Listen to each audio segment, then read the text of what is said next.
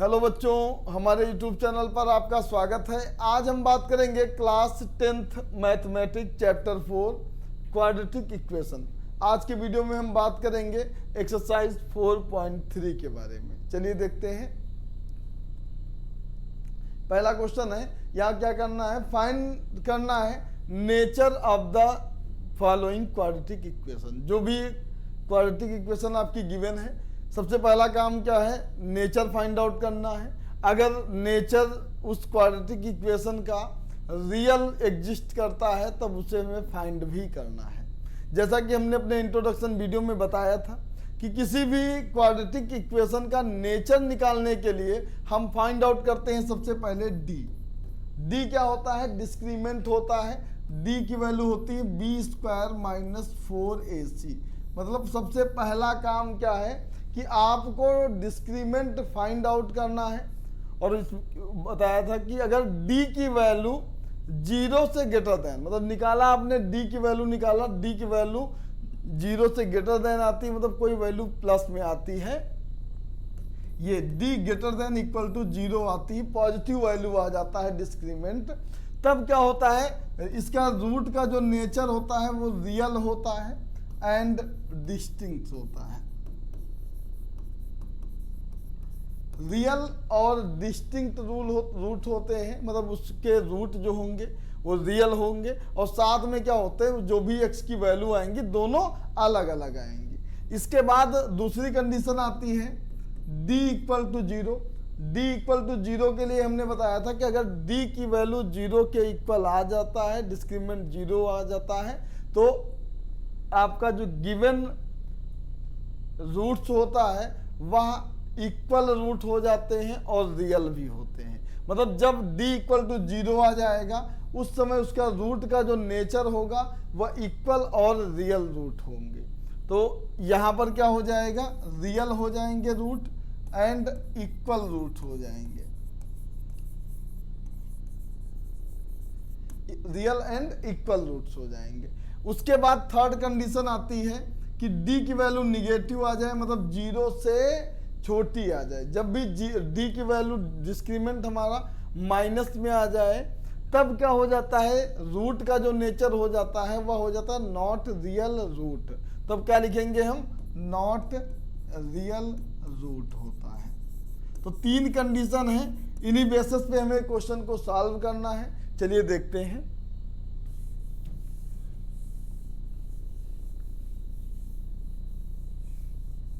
तो पहला जो भी इक्वेशन आपका गिवन है, सबसे पहला काम क्या है, हम ABC की वैल्यू फाइंड आउट करेंगे। और ABC की वैल्यू निकालने के लिए क्या करेंगे कि जो भी आपका गिवन क्वाड्रेटिक इक्वेशन है इसे हम कंपेयर करेंगे क्वाड्रेटिक इक्वेशन के स्टैंडर्ड फॉर्म वाली इक्वेशन से। तो इस क्वाड्रेटिक इक्वेशन का स्टैंडर्ड फॉर्म इक्वेशन होती है ax² + bx + c = 0 होता है। वहां से हम क्या निकालेंगे, ABC की वैल्यू निकालेंगे। जब ABC की वैल्यू मालूम हो जाएगी तब हम निकाल लेंगे डिस्क्रीमेंट निकाल लेंगे। तो सबसे पहला काम क्या है, जो भी गिवन क्वाड्रेटिक इक्वेशन है इसकी हम कंपेयर करते हैं। चलिए लिखेंगे क्या, कंपेयरिंग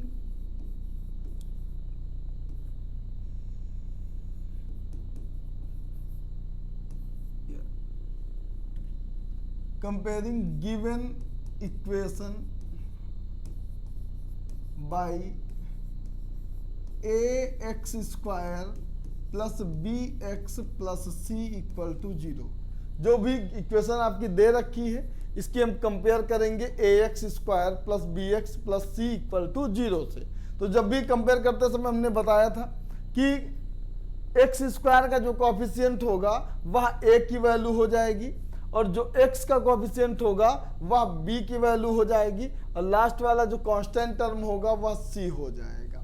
तो कंपेयर कर देंगे। यहाँ पर देखेंगे x² का कॉफिशिएंट a है और यहाँ पर 2 है, a 2 हो जाएगा और b की वैल्यू -3 आ जाएगी, c आ जाएगा 5।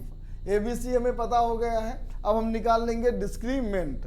तो डिस्क्रीमेंट के लिए क्या हो जाएगा, d होता है b² - 4ac।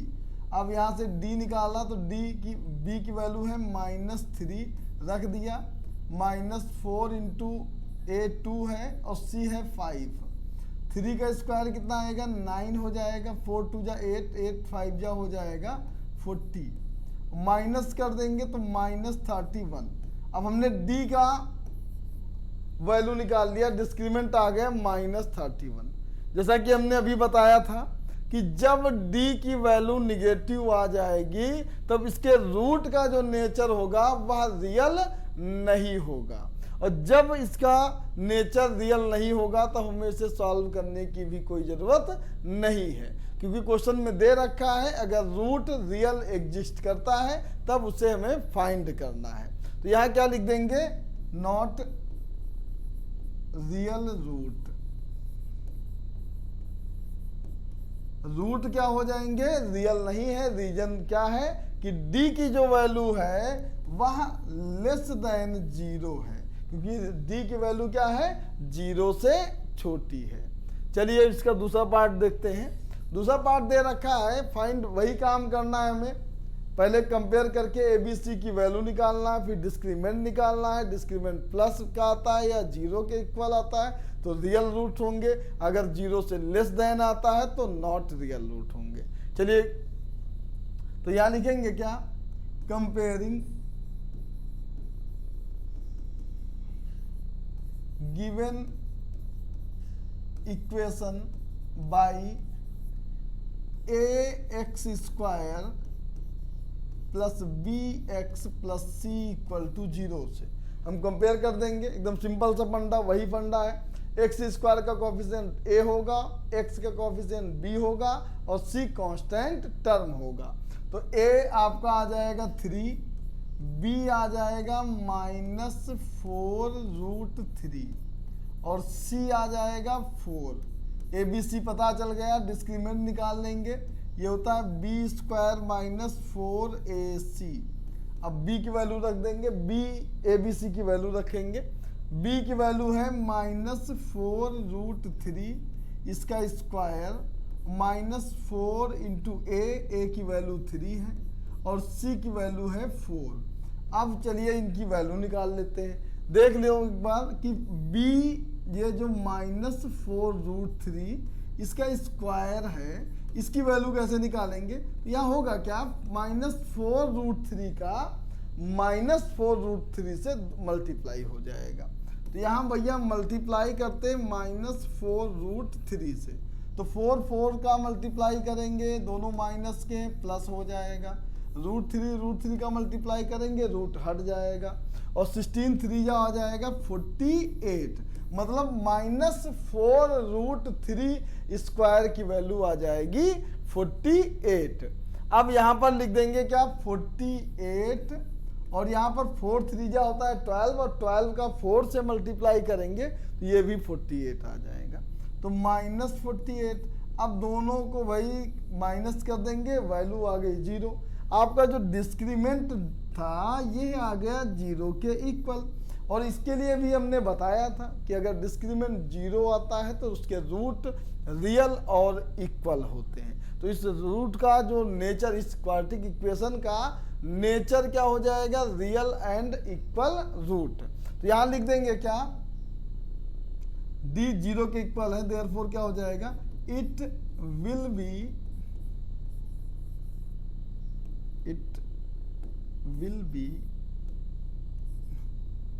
Real and equal roots.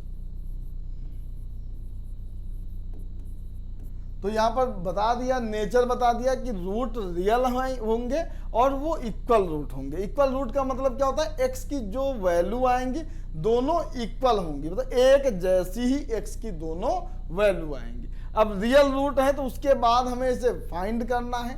तो फाइंड करने के लिए हम यूज करेंगे क्वाड्रेटिक फार्मूला का।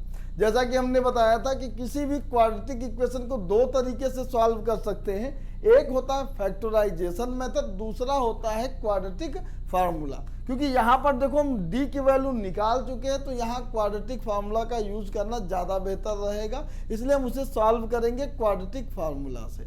अब क्वाड्रेटिक फार्मूला क्या होता है कि जैसा कि यहाँ लिख देंगे क्या, यूजिंग क्वाड्रेटिक फार्मूला। हम यूज करेंगे क्या, क्वाड्रेटिक फार्मूला का। तो क्वाड्रेटिक फार्मूला होता है x equal minus B plus minus under root B square minus 4ac और इसके अपान में लिखेंगे 2a। ये होता है क्वाड्रेटिक फार्मूला। अब यहाँ पर क्या करेंगे, ये इसका यूज हमने इसलिए किया है क्योंकि हमने पता है हमने d की वैल्यू निकाल दी है और ये जो बी स्क्वायर माइनस 4ac है यह d की ही वैल्यू है। तो d की वैल्यू क्या है, 0। तो यहाँ पर अंडर रूट में डायरेक्ट हम इसकी जगह पर 0 रख सकते हैं क्योंकि d की वैल्यू हम पहले निकाल चुके हैं। तो हम लिख देंगे क्या, देखो x इक्वल ये माइनस बी। अब b की वैल्यू क्या है, b जो कंपेयर किया था b की वैल्यू आई थी -4√3, ये हो गया, और प्लस माइनस अंडर रूट। अब ये B square minus 4ac d के इक्वल होता है, d की वैल्यू आई है 0। तो यहाँ पर हम डायरेक्ट 0 लिख सकते हैं। y कितना हो जाएगा, 2 इंटू a, और a की वैल्यू यहाँ पर देखेंगे 3 है तो a की जगह पर रख देंगे हम 3। तो ये आ जाएगा आपका माइनस माइनस हो जाएगा प्लस 4√3 और प्लस माइनस अंडर रूट के साथ में 0 ही रहेगा। तो ये हो जाएगा 6। तो यहाँ से आपने देखा x की जो वैल्यू आई है 4√3 plus minus under root 0 plus 6 आई है। अब हम क्या करेंगे, x की वैल्यू निकालेंगे।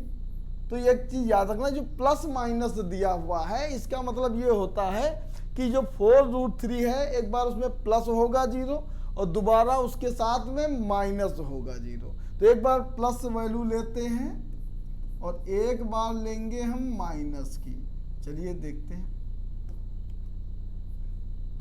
इसके अपान में 6। दूसरी जो x की वैल्यू आएगी ये आएगी 4√3 माइनस 0/6। यहाँ प्लस माइनस है, दोनों को हमने अलग अलग कर लिया।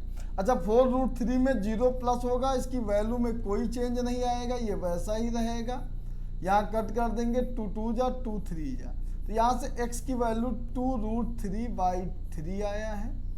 और यहाँ से अब देख लेंगे, यहाँ से भी जो x की वैल्यू आएगी, क्योंकि 4√3 में आप 0 प्लस करो या माइनस करो उसकी वैल्यू में तो कोई ना चेंज होने वाला। तो ये रहेगा आपका 4√3 और इसके अपान में 6। इसको भी कट कर देंगे 3, ये आएगा 2, आ गया 2√3/3। अब x की दो वैल्यू आई और दोनों एक जैसी हैं और यही इसका नेचर भी था। इसका नेचर हमने बताया नहीं था कि d की वैल्यू अगर 0 के इक्वल आती है तो रूट रियल होंगे और साथ में इक्वल होंगे। तो आपने देखा ये वैल्यू रियल वैल्यू है और साथ में x की जो दोनों वैल्यू आई हैं दोनों इक्वल भी आई हैं। तो लिख देंगे लास्ट में, hence root x equal to क्या हो जाएगा, 2√3/3। अब कामा लिख देंगे क्योंकि दोनों एक जैसी है तो दोनों एक साथ लिख देंगे, यही इसका हो जाएगा आंसर। तो इस तरह क्वेश्चन नंबर फर्स्ट का सेकेंड पार्ट हुआ है। पहला क्वेश्चन जो किया वहां d की वैल्यू निगेटिव आ गई थी तो उसके रियल रूट नहीं थे तो उसको सॉल्व नहीं किया था। यहाँ पर d की वैल्यू 0 के इक्वल आई है इसलिए इसके रूट इक्वल हो जाएंगे, इक्वल रूट है तो हम इसको सॉल्व भी किए हैं। किसका यूज करके, क्वाड्रेटिक फार्मूला का। चलिए अब आगे देखते हैं। थर्ड क्वेश्चन काम वही है आपका। यहां सबसे पहले कंपेयर करेंगे, comparing given equation by ax² plus bx plus c equal to 0। जैसा कि हमने बताया है पहले भी, ax² का कोएफिशिएंट, bx का कोएफिशिएंट और c होता है कांस्टेंट टर्म। तो यहाँ पर a आपका हो जाएगा 2 के इक्वल और b हो जाएगा -c के इक्वल -6 और c हो जाएगा 3 के इक्वल। ABC पता हो गया, डिस्क्रीमेंट निकालेंगे। तो भाई डिस्क्रीमेंट होता है d, और d की वैल्यू होती है b स्क्वायर माइनस 4ac। अब b की वैल्यू रखेंगे -6, इसका स्क्वायर -4 इंटू a 2 है और c है 3। अब -6 का स्क्वायर क्या होता है, -6 का स्क्वायर प्लस का हो जाता है 36, और 4 टू जा 8, 8 टू जा 24, माइनस किया हमने तो आया 12, और d की वैल्यू आ गई 12। अब जो 12 d की वैल्यू आई है ये पॉजिटिव वैल्यू होती है, तो मतलब d की वैल्यू ग्रेटर देन 0 आ गया है। यहाँ लिख देंगे d ग्रेटर देन 0, देयरफॉर क्या हो जाएगा, इट विल बी। अब इसके रूट का जो नेचर क्या हो जाएगा, मैंने बताया था कि d की वैल्यू जब ग्रेटर देन 0 आती है तो रूट का नेचर रियल होता है। तो ये क्या हो जाएगा, रियल एंड डिस्टिंक्ट, मतलब अलग अलग रूल होंगे, रूट्स हो जाएंगे। तो भैया नेचर पता हो गया, नेचर रियल है, रियल नेचर है तो इसे हमें निकालना भी है। तो यूज किसका करेंगे, क्वाड्रेटिक फार्मूला का। लिखेंगे क्या, यूजिंग क्वाड्रेटिक फार्मूला। तो क्वाड्रेटिक फार्मूला का हम यूज करेंगे। क्वाड्रेटिक फार्मूला है आपका x equal to -b plus minus under root b square minus 4ac by 2a, ये लिख दिया हमने। अब यहाँ पर x जो होगा, यहाँ पर -b दिया हुआ है। अब भाई -b दिया है, b की वैल्यू -6 भी है, तो ये हो जाएगा आपका माइनस, और ये हो जाएगा आपका -6 प्लस माइनस, और यहाँ पर b स्क्वायर माइनस 4ac, ये d के इक्वल होता है, और d की वैल्यू आई है 12, तो इसकी जगह पर आप रख दो 12, और यहाँ पर इसके बाई में क्या हो जाएगा 2 इंटू a, और a की वैल्यू है 2 के इक्वल, तो यहाँ पर इसकी जगह पर 2 लिख देंगे। ये -6 हो जाएगा, +6 प्लस माइनस 12 आएगा। 12 को चाहे तो और सॉल्व कर ले, 4 इंटू 3 लिख दे, बाई में कितना हो जाएगा 4। अब ये आ जाएगा 6 प्लस माइनस 4 का अंडर रूट होता है 2, और ये √3 हो जाएगा बाई 4, और चाहे तो इसको सॉल्व कर ले, 2 कॉमन ले ले, यहाँ से 2 कॉमन ले लेंगे तो आ जाएगा 2, ये ब्रैकेट में रह जाएगा 3 प्लस √3, बाई में आ जाएगा आपका 4, 2 1 जा 2, 2 2 जा 4, और ये आ गया आपका 3 प्लस √3 बाई 2। तो x की ये वैल्यू आई है, और ये जो वैल्यू आई है ये प्लस और माइनस के साथ में है, तो x की 2 वैल्यू हो जाएंगी, एक बार प्लस वाली, एक बार माइनस वाली। तो भाई यहाँ पर x की वैल्यू आ जाएगी 3 प्लस √3 बाई 2, एक ये हो जाएगी। दूसरी x की वैल्यू हो जाएगी 3 माइनस √3 बाई 2। तो इस तरह x की जो है 2 वैल्यू आई है, 3 प्लस √3 बाई 2, दूसरा 3 माइनस √3 बाई 2, क्योंकि ये दोनों एक दूसरे में ऐड नहीं होंगे, 3 और √3 ऐड नहीं होगा, तो इसको आप ऐसे ही लिख सकते हैं। तो x की जो ये वैल्यू आई है, ये दोनों देखो हमने बताया था ना, नेचर क्या बताया था कि रियल रूट्स आएंगे, और डिस्टिंक्ट बताया था कि रूट क्या होंगे, अलग अलग। तो देखो अलग अलग, एक x की वैल्यू 3 प्लस √3 बाई 2 है, दूसरी आई है 3 माइनस √3 बाई 2। तो यहाँ लास्ट में आप क्या लिखेंगे, hence x equal to 3 plus √3 by 2, और दूसरी क्या है 3 माइनस √3 बाई 2, यही वैल्यू हो जाएगी, यही आंसर हो जाएगा। तो इस तरह क्वेश्चन नंबर 1 का तीनों पार्ट हो गए हैं कंप्लीट। इसके बाद क्वेश्चन नंबर 2 आता है, वो भी काफी इंपॉर्टेंट है, हर साल उसके बेसिस पे क्वेश्चन पूछे जाते हैं। चलिए देखते हैं, यह है क्वेश्चन नंबर 2। क्वेश्चन नंबर 2 में क्या क्या कह रहा है, कंडीशन दे रखी है कि यहाँ पर जो क्वाड्रेटिक इक्वेशन है उसके रूट जो है वह इक्वल है। देखो कह रहा है find the value of k for the following quadratic equation so that they have 2 equal root. मतलब यहाँ पहले ही बता दिया है, पूछा नहीं, इस बार बताया है आपको कि ये जो क्वाड्रेटिक इक्वेशन है इसके रूट का जो नेचर है वह इक्वल रूट है, मतलब उसके जो भी वैल्यू हैं वो इक्वल है, मतलब x की वैल्यू इक्वल आएंगी, ये उसका नेचर है रूट का, और रियल भी है।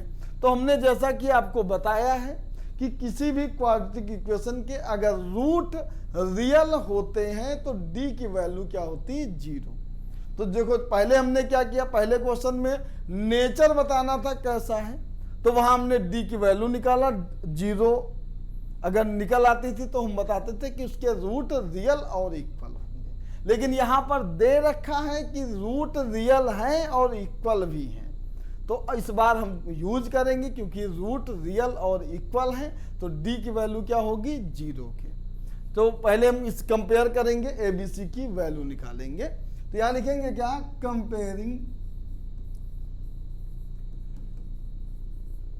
Given equation by ax square plus bx plus c equal to 0।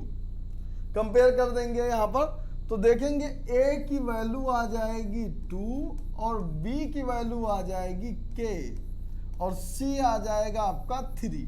a b c पता हो गया। तो अब इसके बाद हम क्या लिखेंगे, since it have two equal root, it have two equal roots, यहां लिख देंगे हम पहले से, क्योंकि इसके क्या है, इक्वल रूट है। देयरफॉर क्या हो जाएगी, d जो होगा हमारा जो डिस्क्रीमेंट होगा वह 0 के इक्वल होगा, और d की वैल्यू होती है b स्क्वायर माइनस 4ac। तो यहां पर लिख देंगे क्या, b स्क्वायर माइनस 4ac, अब यह हो जाएगा इक्वल 0 के।